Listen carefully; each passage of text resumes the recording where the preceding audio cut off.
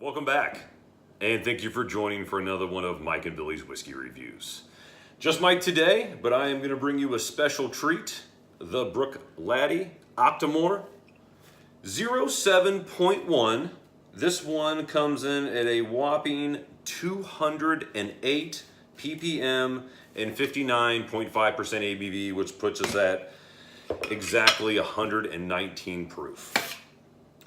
Comes in this extremely sexy black container. Octomore, tells you a little bit about it. Very similar bottle as far as the feel and the color as the black art version. So this Octomore 07.1, aged 5 years, Scottish barley. Let me bring it on in for you folks so you can see this one. I picked this one up here recently at the Party Source. I was going to watch a Cincinnati Reds game with a client. Stopped by to see my good friends at the Party Source, where J.O. was kind enough to show me his recording studio and share some nice whiskeys with me. On that note, you may have noticed that I have a new location. I'm coming to you from the Jack Daniel's bar in Grove City, Ohio.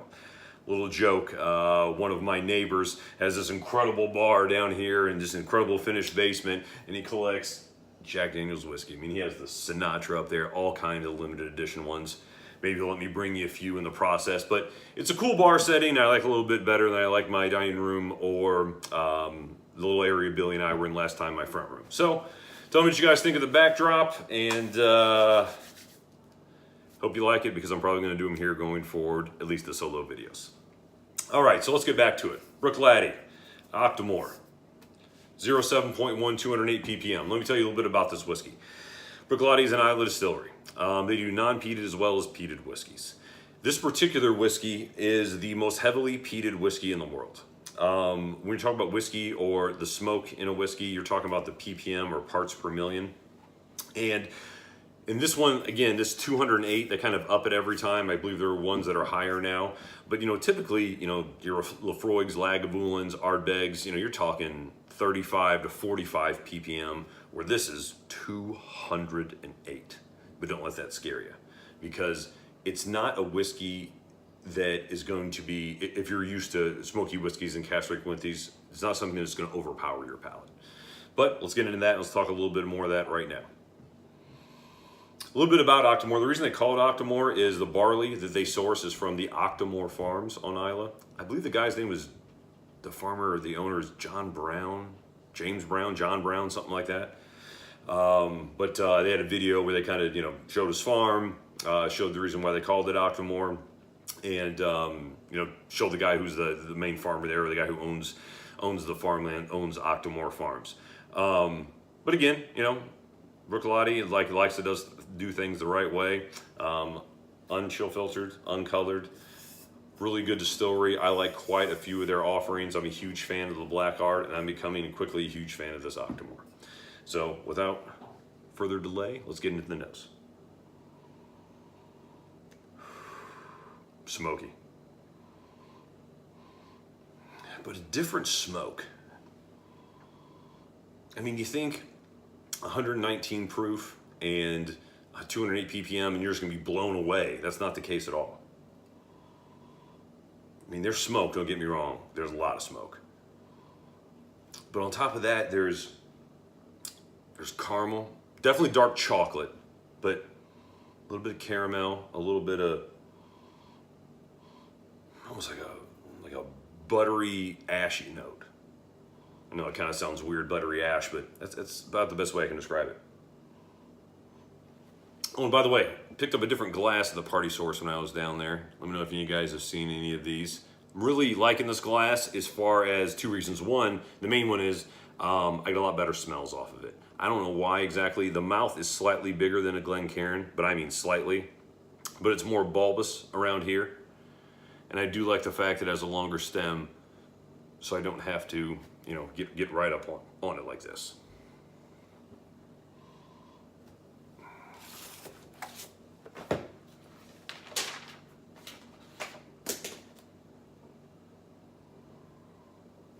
All right, what else am I picking up here?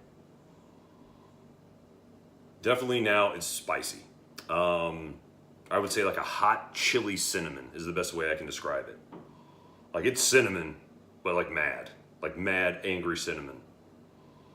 Imagine cinnamon had a terrible day and it wanted to take it out on you. That's kind of what this cinnamon's like. There's leathery characteristic to it. There's really, for an only a 5-year-old whiskey, there's a lot going on. It's amazing they can get this kind of complexity out of a whiskey that's this young. But I mean, cask, the right barley. I know they take their barley very seriously at Bruichladdich. And there is, now that I say that, is a barley, grainy, cereal note to this as well. Actually, it's quite strong. I almost got the barley cereal note confused with peat smoke. I know that sounds strange, like the smoke's there, but like a certain element to the smoke, I was like, well, that's a weird smoke smell, but it's the barley interwoven with the smoke. An incredible nose. This was an expensive bottle. Picked this up at the party source for, I believe, $175 plus tax. These are not cheap whiskeys, being that they're only 5 years old. So I know they're high ppm, but obviously there was a lot of craftsmanship that went into that. If they're charging, you know, almost $200 US for a bottle that's only 5 years old. Cask strength, or what I believe is cask strength, at 59.5%. Actually, I don't know for sure if it is cask strength. It doesn't say that it is. So I may be wrong about that. So don't take that to the bank. I know it's 59.5% or 119 proof, but I'm not sure if it's exactly natural cask strength, say like the Lafroig 10. Anyway, let's get into the taste.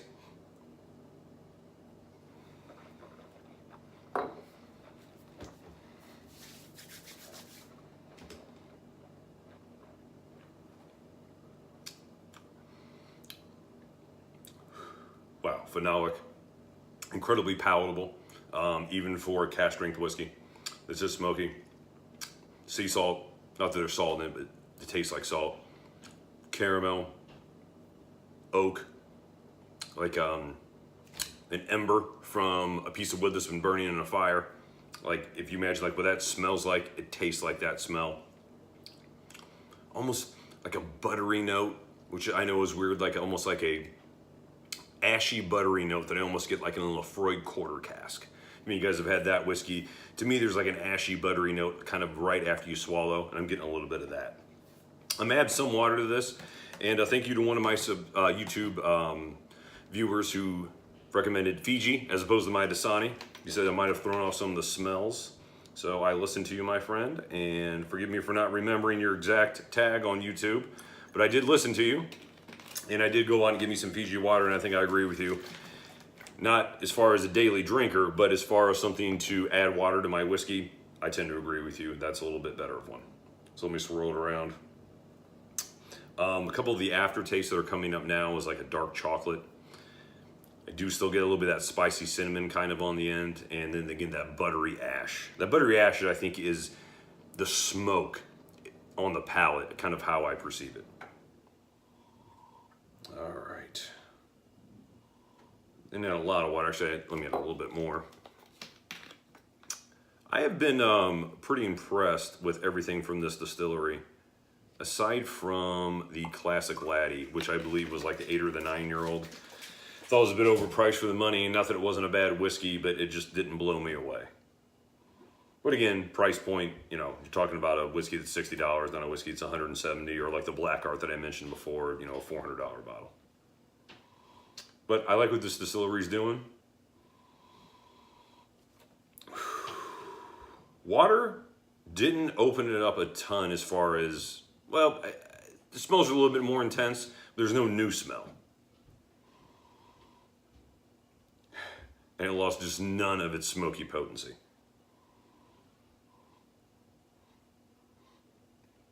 I do almost pick up where I said before, like charcoal, like in an ashy, like ember. I'm almost thinking more like barbecue, like if you like get like beef brisket and the bark part of it, it's almost like that smell, like the bark off of beef brisket. Yeah, it's like with a little bit of barbecue on it, a little bit of barbecue sauce on it. And there's that cinnamon. Now it's starting to open up with that water a bit. The smoke's kind of smoothing out. A 5-year-old whiskey should not be this complex.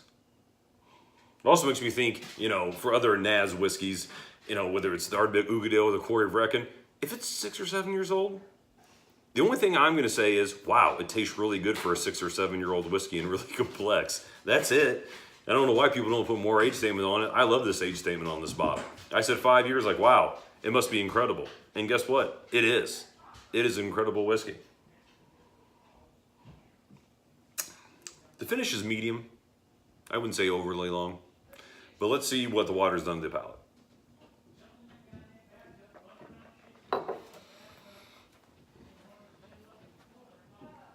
Definitely softened it up on the palate. Like chili spice added with the cinnamon with a little bit of water, which is interesting. Not completely unexpected with a super peaty whiskey, but interesting. Again, it's buttery. You get that smoke. Dark chocolate, cinnamon, a little bit of, there's some sweetness to it. I would guess I'd quantify that as caramel. And it changes, you know, there's layers to it, like with a much older whiskey. So really a fine piece of work. You know, this is my first Octomore. I don't know for the $175 price tag if I'd be, you know, running out to buy another one. As a matter of fact, when we went to Party Source, this was the last one they had. They had the 06.1, I believe, or 01.6, and the 7.1. So the 06 was completely gone. There was one left of this 07, and the Party Source is a big place, so I just grabbed whatever I could find. But, you know, this is my first Octomore. I would try a different version of Octomore. I was recently sent a sample of the OBA, what do they call it, the test, or the OBA, I don't know, I'll bring it to you in the next one. OBA concept, that's what it was. It was concept, OBA concept. So a friend of mine from my Facebook page sent it over to us, so I'll also be bringing that one to you guys, but it's only just a sample. But I would say as far as a whiskey score, you know, this is someone who loves smoky whiskey as myself, a smoky lover's whiskey dream. It's not old, but it packs a powerful punch. But on top of that, it's very accessible as far as being able to drink it, and as far as it's I guess accessibility as far as nose and taste. So if you guys haven't had one of these and you're a smoky whiskey fan, I would absolutely go for it. If you don't like smoky whiskeys, avoid it like it's the plague. As far as a whiskey score, I have been impressed with this whiskey. I'd give it a solid 90 out of 100. I would say for what it is similar to, say, like a Lagavulin 12 or a Lefroy 10 cast strength. I mean, you're going to get a lot of alcohol, but it's not going to be terribly noticeable on the palate. It's just going to drive those flavors along with the smoke and give you a really nice Islay smoky whiskey experience. So I would recommend this. I would recommend you try it. Like I said, since I've had it, I don't know if I'm going to run out and buy another one as soon as it's empty, though I don't know when it's going to be empty because this black bottle doesn't tell you anything. I try to swirl it around and guess where it's at, so I'm guessing it's about here. But I'm going to share it with my good friend Keith from the Malted Man Cave this Friday and see what he thinks, and maybe he'll be bringing you guys his thoughts on that as well. So anyway, until next time, this is Mike from Mike and Billy's Whiskey Reviews, wishing you happy drinking, and I will see you next time. Until then, in the comments section. Have a good one.